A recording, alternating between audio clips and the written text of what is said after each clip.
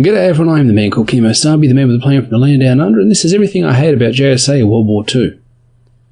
This video is a deep dive into the movie, and it's a long list. I love me some JSA. I grew up on Silver Age tales that featured JSA characters heavily. Their, even then, retro costumes and adventures really spoke to me.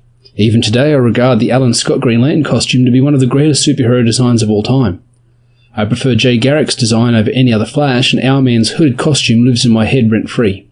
I really wanted to like JSA World War 2, the same as Mortal Kombat fans wanted to enjoy the latest Mortal Kombat movie. You don't get quality media of your favourite game or comic very often, so you really want to like what little you are allowed. I had a bad feeling though. Somehow I knew that it would be woke, badly written and clumsy, and that's exactly what it was. I'm not doing an in-depth thematic deconstruction of the cartoon. It's not that deep of a story. I'm just going to list all the things that bugged me, why they did, and then occasionally what I would have done differently. I'll also mention what works and what I like. I don't know if anything fits in that category yet. I got 12 minutes into this film before I decided to do this video. Yeah, the first 12 minutes are that bad, and I had to stop, go back and make a video complaining about it. Make no mistake, I'm taking the training gear off. I'm using my full power level. I'm going to levels of pedantic spurg, the likes of which you've rarely seen. Be warned. If this is the first video of mine you've seen, I'm normally more measured and level-headed, but this cartoon was hot garbage and I'm making this video before I calm down. The film starts with FDR getting a briefing from Steve Trevor about the Axis sweeping across Europe, and how the US has to act to stop it. Trevor says, "They invaded Poland and we did nothing." This immediately strikes me as an anti-American line. Coming from Steve Trevor, arguably the Captain America of DC, that's a hell of a thing to say. Imagine this timeline. Hitler's forces invade Poland. Immediately after his victory, America mobilizes and floods Poland with troops to fight back German soldiers? There are reasons the US didn't jump into World War II with both feet. Immediately this movie demonizes America for its perceived inaction. You know the people that write modern comic stories, aka propaganda, are majority left-leaning, anti-capitalist and anti-American useful idiots. The same people that criticize America for being the world's police are the same ones now saying the US didn't do enough early on in World War II. I bet it's because of those damn Nazis. Don't you know any level of action is permitted against Nazis no matter how heinous? I mean, they're not even human. Good thing too, because with the vast shift the Overton window has taken in the last decade, anyone who disagrees with the woke left mob is now automatically a Nazi. Ergo, America is currently about 50% Nazi. Do better, America. Look, I'm Australian and I can tell America should have got involved in World War II immediately as a baby brain take. Trevor introduces the team to FDR. The dialogue is kinda clunky. I reckon I could have done it better. Trevor also mentions that Hitler has been searching for magic artifacts for years. The way the two keep throwing the word magic around was off-putting. It sounded twee. The president of the US saying we need to be wary of Hitler's magic weapon seems silly. Magic is a D&D fireball. The occult is what Constantine and the BPRD deal with on a daily basis. In this movie, they should have been using the phrase occult instead of magic here. Magic is My Little Pony, friendship is magic. Occult has darker, deeper, ancient connotations. Comic and comic media didn't used to talk down to their audience. I miss that about them. The JSA team is Owlman, Hawkman, Flash and Black Canary. When they discuss the male members of the team, they talk about their abilities and powers. When they talk about Dina, they mention her powers have gotten her shunned from her community. It's a bit of superfluous information right now. Is Dina Jewish or some other oppressed minority or ethnicity? Will this come into play later on in the movie? I'm betting it will. Unless something is being written by an amateur, no line in a piece of media is ever wasted. I doubt they had the fact that Canary is shunned by her community there for no reason. Steve introduces Wonder Woman to be the leader of the team, which makes sense. She's ostensibly the most powerful of them all. She is trained in combat and tactics, and she's essentially immortal. I know this quote is taken out of context, but everything is sexist, everything is racist, everything is homophobic, and you have to point it all out. Despite her saying that's not how it should be, it's the world the SJWs have created. Every action has equal and opposite reaction.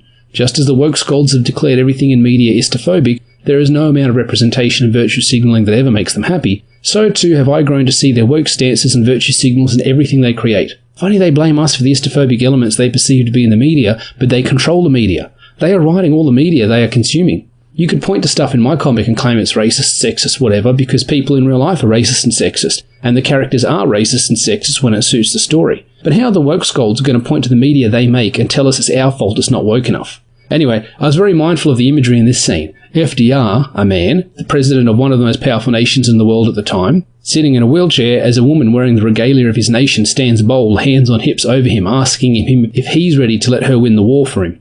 Now, FDR did have problems with his legs and he would spend time in a wheelchair. It's not like Diana should enter the room in a crowd walk to avoid towering over the president, but the power dynamic there is intentional. Or not. Also, what the heck is this face? Gross. There's a retro, old-school cinema-style intro to help set the scene, and then the pain begins. Real, physical pain. Oh cool, Superman will be in this. Can't wait to see how they nerf him and make him jobs so other characters can look better.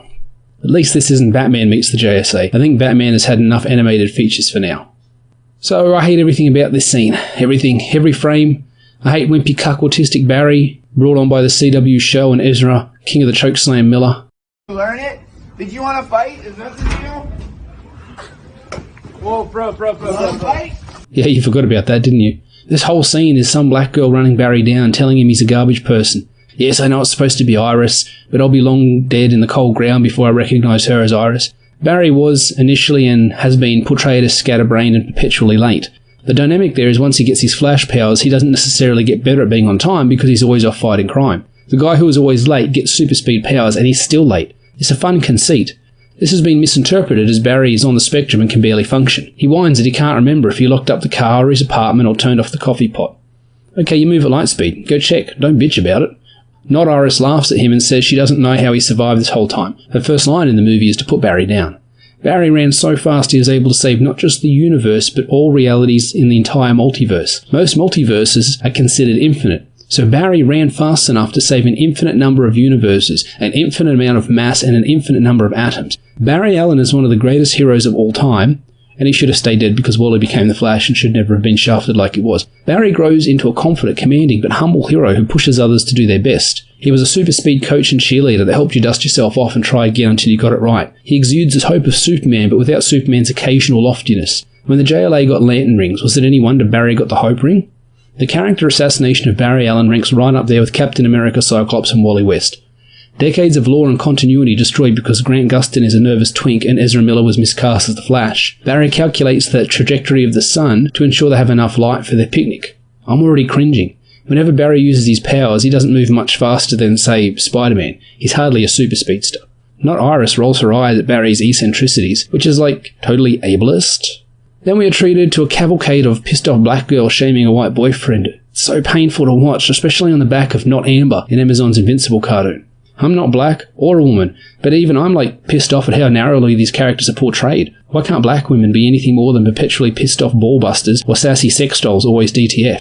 Not Amber and not Iris are cut from the same cloth. The next few minutes are her berating Barry for being what? Being too caring, trying too hard, being one of the world's greatest superheroes, having a short attention span. If this is autism Barry, his diagnosis would only have been exacerbated by his super speed, or vice versa. Not Iris says they've been together for years now. So what, you're just realising he has the attention of a hyperactive goldfish? This is part of who he is. Every line she says in this scene is her scolding him for being who he is, and him rolling over and showing his belly, repeating how right and correct she is. It's a poorly written scene that mischaracterises both characters. You want an accurate Barry and Iris? Check out New Frontier. Not only are they the right race, but you get the relationship where Iris is his rock, his centre. For a man that can outrun light and travel through time, it's Iris West that is his lodestone, the one thing that always brings him home safe. It's amazing, one of the best relationships in comics, so of course they have to ruin it, just like they did with Peter and MJ and just like they're trying to do with Lois and Clark. Not Iris demands to know if this relationship is a fling because he won't tell people about them, but then she says they've been together for years. You don't have multi-year flings. Barry says he keeps their relationship hidden because it's the only way to keep her safe. She pushes back against that, but I bet she'd change her mind if she saw what Zoom did to Linda and Wally. You're all bravado and oh no you didn't until Captain Cold is freezing your limbs and shattering them from your torso, or until you get a late night visit from Dr. Light. Not Iris knows this is not a fling. She's using coded language to guilt Barry into a confrontation where he rolls over yet again. She says she loves who he is and what he does, but then she gets mad when he does what he does. Her words and actions don't match up, and frankly, she's coming off like a completely unlikable bitch. Just like Not Amber punishing Mark for not telling her his identity within the first few months they'd been dating. Hey, wokey left writers, try to make your characters at least a little likeable. I bet 100% bet blood and money. Not that we can check this or test this theory out at all, but if Amber was the same skin colour she was in the cartoon that she was in the comics, half of Twitter wouldn't be breaking their backs performing mental gymnastics to justify her gaslighting bullshit. Not Iris is performing more of the same, and it's enough that you want to turn the movie off already, and we're only 4 minutes in. This is not how you start a movie, with fake, forced relationship drama. Don't make your mouthpiece a callous, unlikable cunt, and read a comic book or two before you write characters that have been around longer than your grandparents have been alive. Barry reassures her that he loves her. I can't see why. She's a turbo bitch in this scene, and instead of reciprocating, she pulls away from him. Bitch, you trying to make the fastest man in the world chase you? You ain't worth it. Fortunately, there's a huge explosion and Barry has to take off to help save the day, cutting this excruciating exercise and redundant character assassination short. Barry and not Iris were visiting Metropolis, I think is a convenient way to showcase Superman. I'm okay with that. The Man of Steel is and always will be my favourite superhero. Barry arrives in costume to see Superman jobbing to Brainiac. I feel like Brainiac is, for the DC universe, a Thanos-level threat. For you MCU fans who don't really read comics, he's a once-a-year threat, max, and when he shows up, whole solar systems are in danger. He's one of the few beings with the resources to really challenge Superman, so it's weird that his master plan here was just to attack Metropolis. Of course, Superman is his target, but the depth and complexity of Brainiac's plan here is on par with the Juggernaut's rampage. You don't use a big villain like Brainiac for something like this. Use Parasite and Metallo teaming up. You can even use the Kryptonite angle still. So I hate Superman's costume here. Everyone knows John Byrne's Superman costume is the peak costume and no other's account aside from an allowance for the Kingdom Come design. I hate that Goku is portrayed as better at minimizing damage to people and property because Superman and other Western heroes never bother trying to remove the villain from the highly populated areas they fight in. They have huge knockdown, drag-out fights in overcrowded urban centers, throwing each other through buildings that are surely occupied or in the process of being evacuated. Superman's first thought in any situation should be, how can I get this guy away so people don't get hurt? He always puts others before himself. I know writers let this happen so the people under threat raise the stakes, but again, after 6 issues of Mark Grayson screwing the pooch, I'm tired of heroes that act like gormless buffoons. You ever feel like most of the superhero media portrays heroes near the beginning of their superhero careers? I reckon that's because the writer wants them to be green rookies who screw up constantly to inject false stakes and drama into their scenarios. It's dumb that Brainiac is out in the open, unshielded and unarmoured, but maybe it's just a shell form that he's inhabiting and the real Brainiac intelligence is on the mothership or off-planet. Superman punches and uses his heat vision to destroy some drones until there are too many and they dogpile him. Why isn't Superman moving at super speed? Superman can move faster than the human eye can see. He's not quite as fast as the Flash, but he's one of the fastest beings on the planet. If he's outnumbered, why throw big farm boy haymakers instead of disabling the drones simultaneously within a single second? As usual, Superman is portrayed as using one power at a time for the convenience of the story. They need him to do the job so the threat they've contrived looks actually threatening. The drones hold him fast, in a weird bondage type of pose. So these 4 drones are able to hold him in place. Their propulsion systems or anti-grav engines are strong enough to negate Superman's ability to fly, his complete strength. Keep in mind Superman has moved Earth, the planet Krypton, and the Moon under his own power before. Are you telling me these 4 drones are somehow strong enough to overpower strength equal to that needed to shift an entire planet out of orbit? Superman should just be able to power out of these things. Superman has to do the job because the writers are inept at their job. It's a conceit nearly as old as me. The tentacles hold Superman's head fast so he doesn't use his heat vision on it, but then they aim his head right at Brainiac. Okay, use heat vision on him. Use your Arctic breath. Oscillate at super speed. Shout as loud as you can. A shout from Superman's lungs can topple buildings. His Arctic breath is powerful enough and cold enough to freeze Doomsday on the spot. Then Brainiac, a pure intelligence, pure machine computer being, who only acts on what is logical, wastes time taunting Superman. He has a kryptonite bullet, which seems kinda ghetto for a big threat like Brainiac, and instead of shooting now while Superman is somehow helpless against these 4 drones, the same type he easily destroyed a moment ago with his bare hands, Brainiac taunts his nemesis and gives Flash time to arrive on the scene. Flash is depowered in almost all media as well. Most media portrays him as a flighty, flaky rookie because if he used his powers effectively like, say, a scientist would, he'd be unstoppable. Flash turns up running at sub-Quicksilver speeds and jump kicks Brainiac's little sky chariot. I hate Flash's stupid mask, the way it shows his nose and clutters up the face. It's the worst designed Flash mask I've ever seen. Flash frees Superman by throwing rocks at the drones, the same drones that ostensibly are powerful enough to negate Superman's planet-moving strength. Whatever. Superman and Flash stand around quipping until Brainiac has time to recover, and then the villain spouts off all that chance of success is 95% recalibrating type stuff mechanical foes do. It seems like lazy writing. Comic writers have been using this stuff since the 60s. Man, we haven't even seen the Justice Society yet. We're 7 minutes into the movie. This whole movie is awful. Every line and scene is causing me pain. Brainiac blasts a beam at Flash, and Flash avoids it by running at speeds, again, equal to maybe Captain America. I mean, he's moving at above human speeds, but it's not enough to be a super speedster. If speed is his power, why is the Flash so damn slow? Superman flies right at Brainiac, level with the huge beam weapon he's been using, and guess what? Superman gets shot by the beam. Don't attack him from above or below or behind. Don't use debris as a projectile to distract him. Don't use one of your other 10 powers. Don't tunnel up under the ground beneath him. Just rush at him like Wolverine rushing into 100 ninjas. Don't think, heroes, whatever you do. See, if your heroes are expected to think, then the writers will be expected to think, and that's just asking a bit much for them, isn't it, you bigot?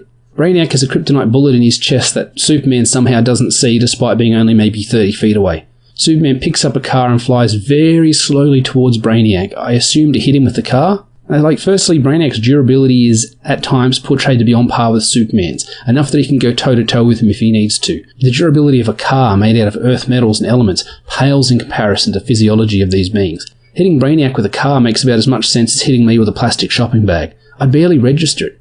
Hitting other superhumans with cars is usually a stupid idea because the character's own fist would do more damage. It's the same as throwing Superman through a building. Concrete, steel and glass would be like water to someone like Superman. Probably even less so. It'd be like throwing me through columns of single-ply toilet paper and me landing on a very soft mattress afterwards. Remember that world made of cardboard speech from the Justice League cartoon? I hope you do, because it seems no writer from the last 20 years or so does. Secondly, why is Superman moving so slow? Why is he leisurely drifting towards Brainiac in plain view of the kryptonite as Brainiac casually draws a bullet out and loads it, primes it, declares his imminent victory and waits for the gun to power up before firing? This is bad writing. It's lazy, insipid and uninspired. But it only gets worse. This must be the first time these two have met because Flash doesn't know what kryptonite is, and he and Superman somehow have time for a whole conversation about it while Brainiac's gun very slowly powers up. Superman doesn't move to the side, mind you, and Flash doesn't move him from the path of the bullet. You've got two characters that are literally faster than a speeding bullet, and Brainiac's big plan was to shoot them with a literal bullet. I mean, Superman could just take a step to the side, 1 foot to the left or the right, and Brainiac's big plan fails.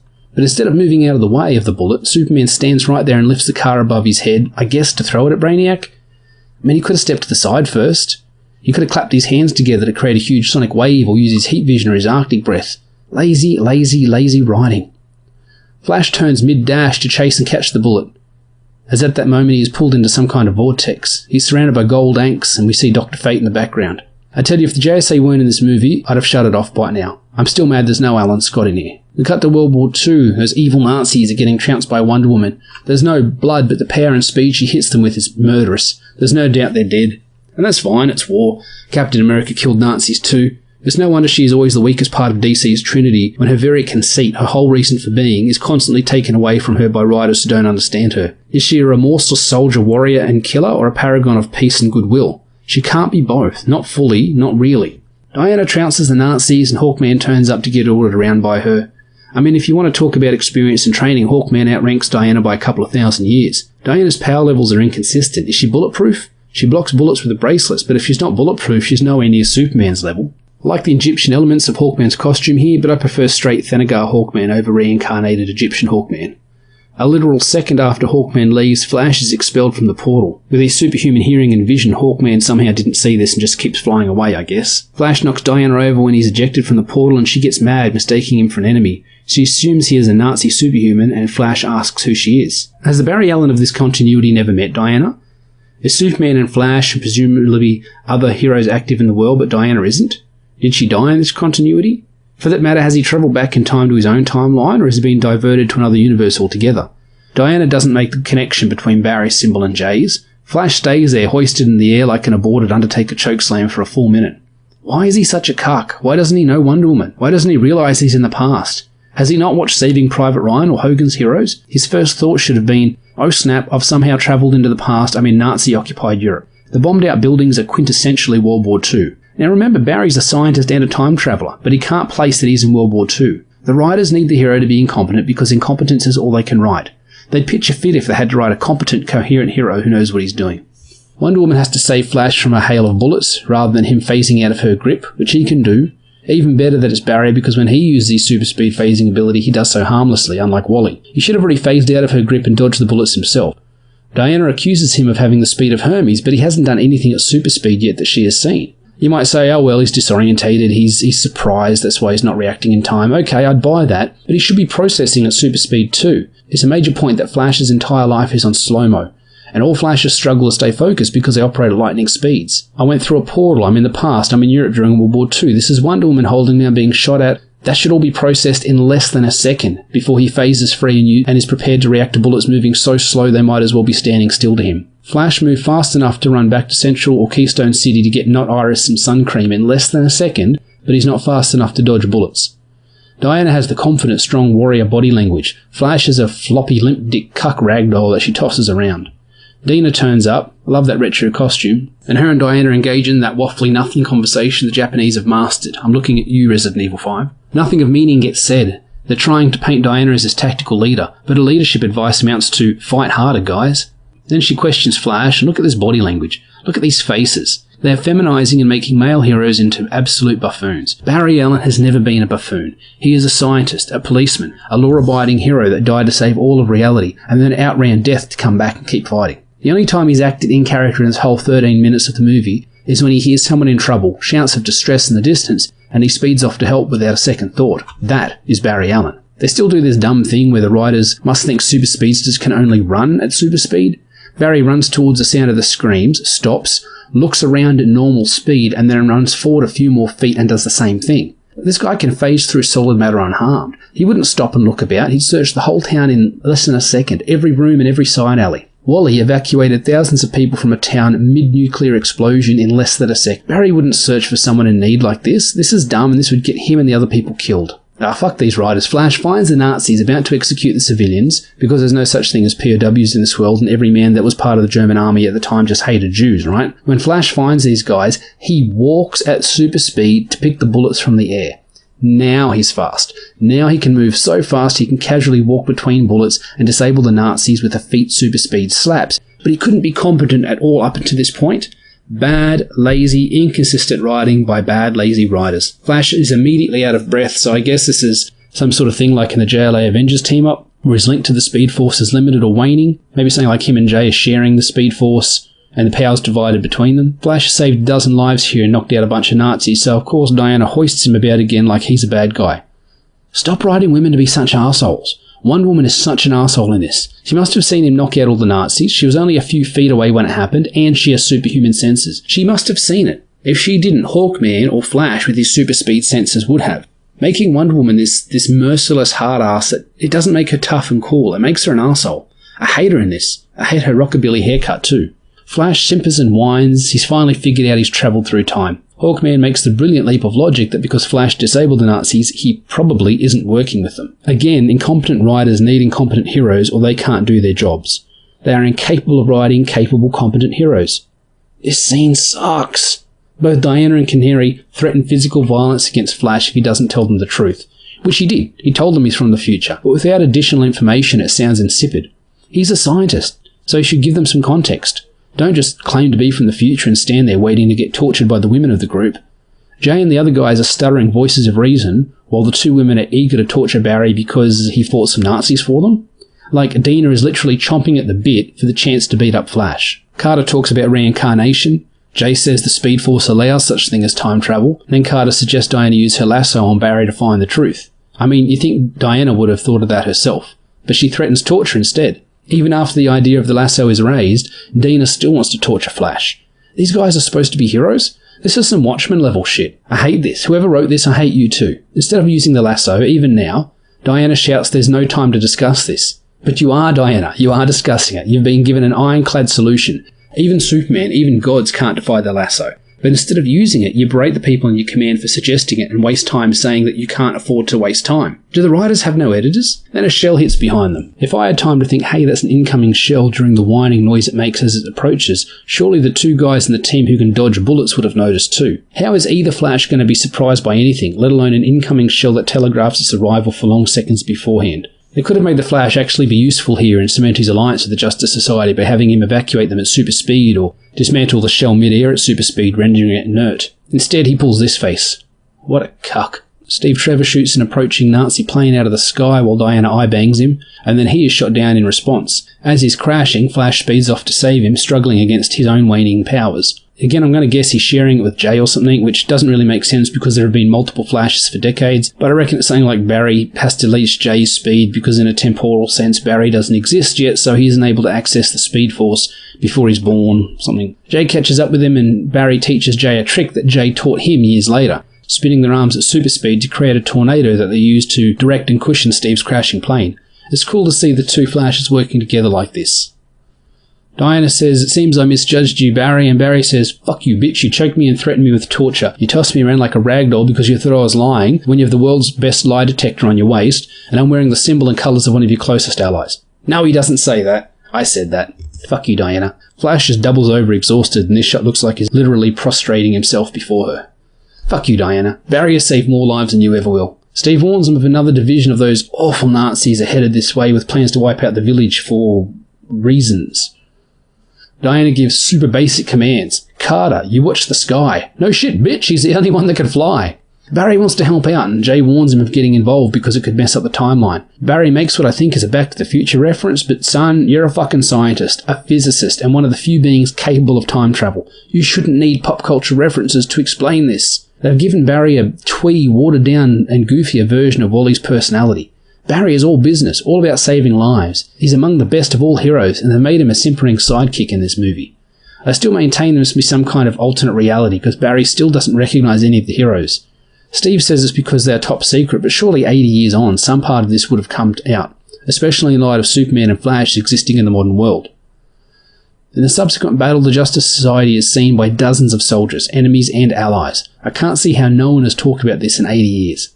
I think they're going to use this as a catalyst for Flash to get the JLA together in modern times, but I still don't know why Barry doesn't know who Jay is. Because I already have a Flash, the team dubs Flash Future Boy, which seems like an anachronistic kind of nickname. Canary gives him the name in this passive-aggressive bullying type way. All the women in this movie are so obnoxious. Barry's trying to work out how he recognises the war correspondent when Steve proposes to Diana in front of everyone. You gotta admire his chutzpah. If he gets turned down, he's getting turned down in front of 5 of the most powerful people in the world. Diana does shut him down, and the team reveals that Steve proposes every day and Diana turns him down every day. Steve's taking simping to a new, unthought-of level. This is beyond a simple bowl of eggs. Steve stammers and stutters like a mewling schoolboy that Diana promised she'd say yes to him one day when the time is right, so he tries his luck every day. Back in the JSA headquarters, Diana is furious that they are no closer to stopping the war, and Canary suggests that Barry can do it, since he isn't under orders from the President like the rest of them. Both Rex and Jay explain that if Barry changes anything, he'll alter the future and he'll no longer be able to return to his own time. Barry again tries to explain Back to the Future, but gets told to shut up. Barry got 3 scientists sitting at a table, and the chemists are telling the physicist about time travel. These writers don't know the characters they're writing. Barry would be the one explaining it to them. Jay and Rex would get it fastest because they have science backgrounds. Carter would twig to it because he's long-lived and has lived many lives. Both women in the group say to hell with the danger, we'll get Barry to stop the war. The women are aggressive, angry risk-takers, and the men are calm, talk-it-out types.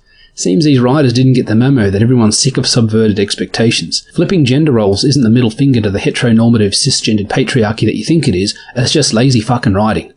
The team has to travel to Bavaria to free a person of interest, some elite codebreaker. I reckon it'll be Dr. Fate, who we know is in the movie anyway because he was presumably the one that brought Barry back in time or to this other dimension. The 2 scientists on the team, despite warning Flash not to act because of the possibility it would create a time paradox, quickly do an about-face and insist he accompany them to Bavaria. They just do like this mental 180 for no other reason than the movie would be really boring if Flash was sitting in a bunker in France waiting for the JSA to save the day in his stead. Again, Barry is a scientist, probably more accomplished than Jay and Rex combined. Not to mention their ideas and knowledge are stuck in the 40s, and Barry would be using modern knowledge. He should be explaining stuff to them. This isn't Barry in this movie, this is Ezra Miller by way of JLU Wally. Goofy, flighty, off-task, and starstruck by other heroes.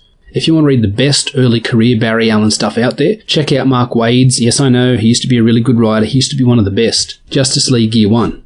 Or the Flash-centric scenes in New Frontier by Darwin Cook. This isn't Barry. This is a Frankenstein's monster of personality traits that change as the writer needs them to. There's no consistency and it sits firmly outside continuity. Barry is formally welcomed to the team and he pulls this face. No, he pulls this face. We're a third of the way through the movie now. Every time somebody calls Barry Future Boy, I die a little on the inside. I hope this video gets a lot of views because watching this movie is painful. Carter suggests taking the Bavarian castle by stealth. Carter Hall, Hawkman, the hulking, raging, hit first, ask questions later warrior god suggests stealth, and Canary and Diana say they're the ones itching for a fight. That's so off character I don't even know what to say anymore. Jay, Rex and Carter are basically interchangeable personality-wise in this movie. Canary is a wannabe Ben Grimm and Diana is a thug, a bully, thinking with her fists. Jay and Rex are pinned down by Nazi gunfire inside the castle. Jay isn't confident he can take all their enemies out because his powers have been fluctuating since Barry arrived. Rex and Barry bicker and whine like an old married couple. It's embarrassing. Jay manages to use the new trick he learned from Barry to take the Nazis down. Then we switch to Dina and Carter looking for the artifact. We finally get probably the first bit of story or dialogue I actually care about. Carter asks Dina why she's being so hard on Barry, and she says it's because he's from the future but he's never heard of them. She wonders if all their fighting and all their sacrifices are for nothing. The team's war correspondent, the guy nicknamed Shakespeare, the guy Barry is sure he has met before, is in the castle helping to look for the person of interest. He's shot by a Nazi just as he's handed a red, yellow and blue uniform by a prisoner. Oh, he's Superman. The bullets bounce off him and for some reason he's Superman. Again, this might not be the past, it must be an alternate timeline, and that's why Barry doesn't know the JSA and why Superman is alive in World War II. That's fine, it makes more sense this way anyway. I actually thought Shakespeare might have been Superman back when he was first introduced, and Barry said he looked familiar, but I dismissed it because Superman was already alive in the modern part of the story. Anyway, more Superman's always a good thing in my estimation. I sure can't wait to see him cuck out and defer to Diana in all ways. Modern writers can't build up a character without tearing down another. They're like bad wrestling promoters. Getting a star performer to do the job to get the new guy over, wasting both of their potential and heat. Flash recognises Shakespeare as Superman and asks how he ended up back in time with him. I reckon this is the Golden Age Superman, the one that was part of the original JSA, so he'll be able to withstand gunfire and bursting shells and be able to leap an eighth of a mile. I think the old Superman cartoons, the old Fleischer cartoons, if you haven't seen the Golden Age Superman. Flash is bewildered by why Clark isn't already fighting the Nazis with them. Then, people, ladies and gentlemen, boys and girls, here is a moment you've been waiting for. Peak cringe, peak woke, peak nuclear hot garbage fire bad take.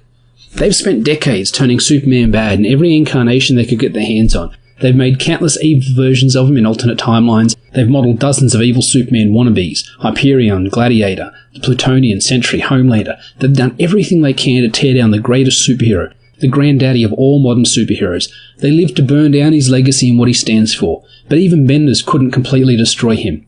Out of moves and unable to do subtle, they tried this line out for size. Sit down if you're not already. Prepare yourself. Hold on to your butts. Diana says to Superman, "If you stand by and do nothing, you are as bad as the Nazis." Diana accuses Superman of being as bad as Nazis. They have Diana, of all people, the most bloodthirsty, violent, most likely to kill in any incarnation of the Trinity, the one who has done the most killing, she's killed more people than Clark and Bruce put together, lecture Superman on not doing enough, on not fighting hard enough, on not being enough of a hero. They let Diana call Clark a Nazi because they hate Superman and what he stands for. They hate his power, his maleness, and his place at the top of the heap.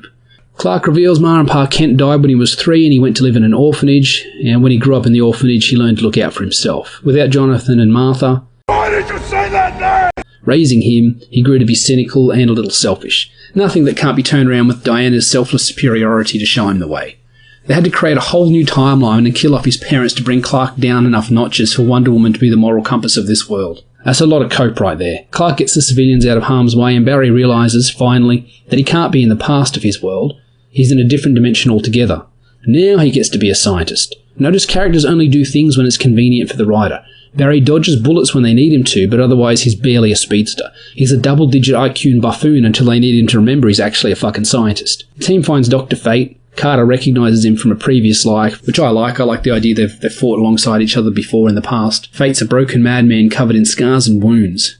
They hand Dr. Fate, I assume it's the Kit Nelson identity, the code they want him to decipher, and he starts to glow and reveals coordinates that pinpoint the Bermuda Triangle. Barry recognises Dr. Fate and asks to be allowed to go home, but Fate says Barry has a job to do, one involving the League. I mean, it's cool but predictable. Fate vanishes, taking his helmet with him, and we never see him again for the rest of the movie. Seems like a waste of a good character. But magic users are OP. If Dr. Fate turned up, he'd join the JSA, he'd solve most of their problems with a bit of hand-wavium. The team heads to the Bermuda Triangle via submarine, but when the Nazis detect them, they drop depth charges that leave the sub dead in the water. Diana ejects herself from a torpedo tube and tosses all the charges away, destroying them. Everyone simps about how great and powerful and beautiful she is. I really don't know why the rest of the team are there except to be her cheerleaders. They've really set this movie up to devalue Superman and allow Diana to step into his role. All the things he should be doing, leading, giving orders, inspiring, dealing with a big threat selflessly. They've taken those feats off of him and given them to Diana. The whole point of this movie is to help Diana eclipse Clark. Some people might say that's a step taken due to box office successes and failures. Wonder Woman was more positively received than Man of Steel, but I think it's motivated more by what's between the characters' legs. If DC really cared about money, they would have dropped this woke bullshit years ago when comic stores were still profitable. More depth charges are released, and some Atlanteans turn up with laser weapons to destroy them. The team is directed to an underwater outpost where they meet Aquaman, their classic yellow-gloved version. I love that. Diana immediately tries to recruit him to join their team. Well, now the gang's all here, this movie really is just a low-budget, cut-right New Frontier. If you haven't watched New Frontier, I'd recommend you watch that instead of this. If you have watched it, watch it again instead of watching this. It's better in every conceivable way.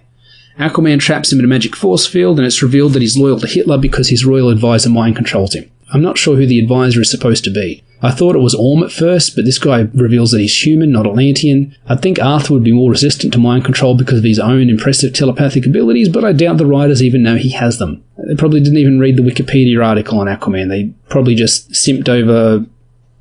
what's his name? Khal Drogo.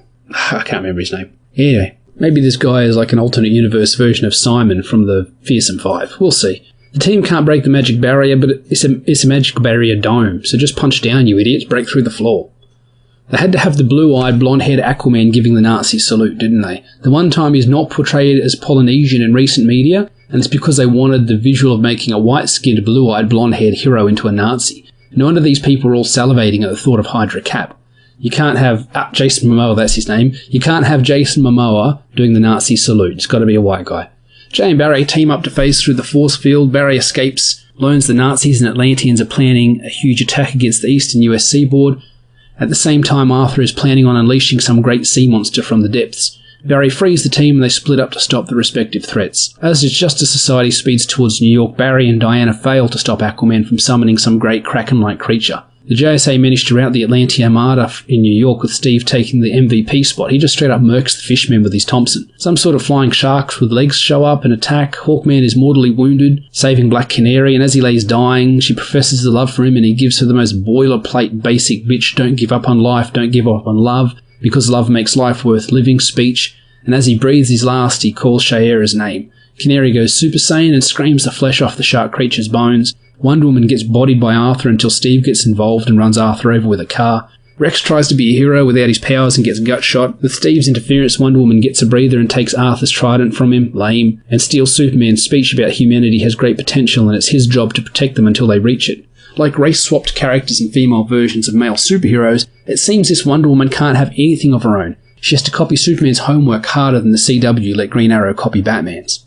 Wonder Woman breaks Aquaman's trident, double aim, which frees him from the mind control. Aghast at the destruction that has been caused while he was being controlled, Aquaman flees just as the fleet of experimental Nazi warplanes arrives. The mind-controlling guy, I still don't know who he's supposed to be, I'll check the credits, shivs Steve with the head of the trident before Flash intervenes. With all the bad guys DC has in its ranks, I mean literally thousands of characters, I hope they didn't make this guy up just to fill the role. He could be an alternate world version of Vandal Savage who got psychic powers, or he could be Felix Faust, using magic to control Aquaman. I don't see why they'd need to create a nobody character when you've got more than 80 years of history to draw upon. Steve dies as Diana joins the rest of the team who look on helplessly as the Nazi bombers approach. With their only flyer dead, it looks like the team won't be able to stop the Armada. So what do you want to bet Superman turns up and saves the day? And I bet one of the girls will be snarky about it to him as well. Yep, he turns up, defeats all the 100 bombers single-handedly. It does look like he's leaping rather than flying. Steve's actually still alive and calls to Diana after Clark admits it was Diana's challenge that caused him to act. At least she wasn't a smug bitch about it. Steve is dying. Wonder Woman finally agrees to marry him, but he dies before he can put the ring all the way on her finger. Diana gives Barry the engagement ring to take back with him. The two Flashes combine speed to get Barry back home, with no explanation of how he got there in the first place or why this would help him get home. Jay was talking about time travel like it was theoretical, and now he's effortlessly helping Flash travel not just through time but through dimensions. But let's not complicate things for the poor writers. They've written themselves into a corner and they've only got 2 minutes left of the movie. Barry returns the same second he vanished, grabs Kryptonite Bullet and kills Brainiac with it. Just straight up murders him, green blood and everything spurting from his skull. Then he suggests to Superman that they form a League of Justice. Barry goes back to his picnic with Not Iris and proposes, and she says yes, because when your relationship has fundamental core problems, these problems can all be fixed by big romantic gestures like getting married or having a baby. Try it never fails. The picture fades to the credits, and yes, Aquaman's mind-controlling advisor was literally credited as advisor. You've got Hitler unearthing magical artifacts, Dr. Fate and Atlantean magic. You could have just had this guy be Felix Faust using his magic to control Aquaman to keep Hitler happy, so Faust could further his own plans for domination, or get payment from the Nazis in the form of some artifact that he's chasing.